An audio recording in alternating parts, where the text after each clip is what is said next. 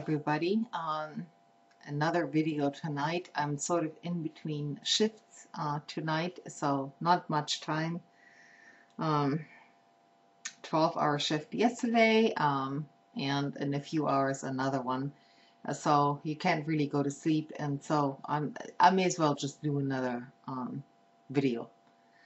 So this concerns the Blackwater thing. And there was a brilliant essay a few days ago, which appeared on the DECO site. It scrolled down the diary list very quickly, but I happened to catch it. So I wanted to share some stuff from this brilliant essay by a person named, well, anyway, that's her screen name, Naomi Wolf. And she basically described the 10 steps that would-be tyrants use to close down a democracy and produce a fascist shift. The third of the 10 steps is to develop a paramilitary force. Without a paramilitary force that is not answerable to the people's representatives, democracy cannot be closed down. However, with such a force available to would-be despots, democracy can drastically be weakened. Now, she also explains, of course, that every effective despotic government, from Mussolini to Hitler to Stalin to the Chinese government, the generals in South America, Augusto Pinochet, everybody like that, and many Latin American dictators who learned from these models of controlling their own citizens. Something has been learned.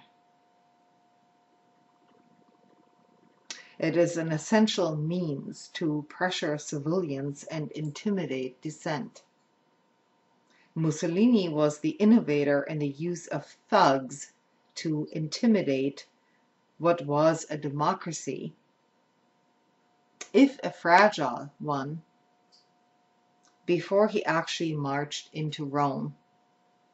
He developed the strategic deployment of black shirts, or, later called brown shirts or whatever, to beat up communists and opposition leaders, trash newspapers, and turn on civilians in particular, forcing ordinary citizens to ingest drugs for, I don't know what for. Nobody knows. In light of these historical warnings, we have to ask that what is Blackwater?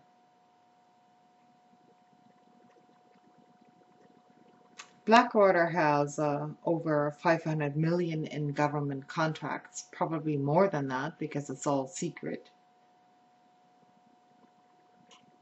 And essentially what they do have is an employee force of 21,000 people. 21,000 people. And essentially, this is a force that can overthrow any kind of government, and have done so, actually, in terms of mercenary tactics elsewhere. Not Blackwater in particular, but mercenary forces do overthrow governments. And people who tend to sign up for these mercenary expeditions are traditionally they're recruited from elite forces. They know how to do covert actions, and they also are very indiscriminate in their violence against the local population. Now, these seem thugs that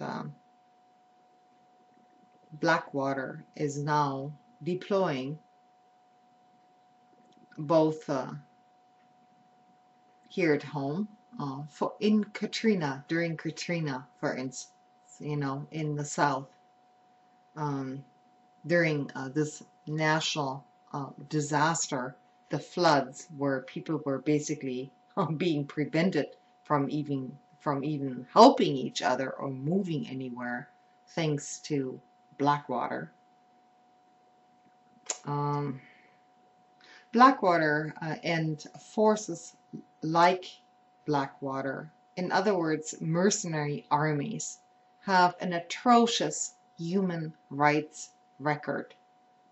And they have basically aided and abetted the worst atrocities in South America, in Chile, in Peru, in Nigeria, and in Salvador. And these are the people that are being recruited into these private mercenary armies. And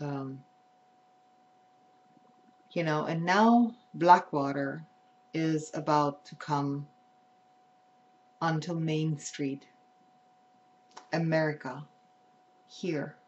If anything goes wrong, if martial law is declared, these are going to be um, the kinds of people that you're going to be dealing with in terms of law enforcement, um, when there isn't really any law anymore except for martial law.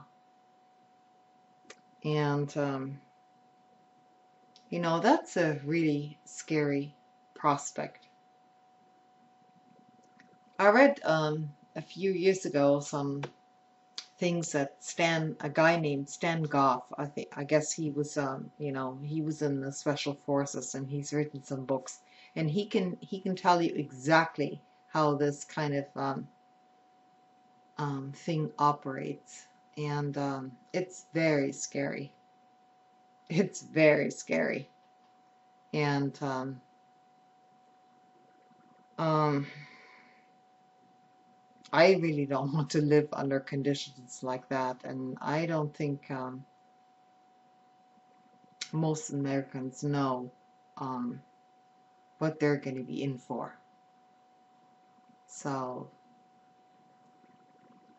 those are my thoughts for tonight, and keep it in mind and keep other people informed about it. And if people don't care,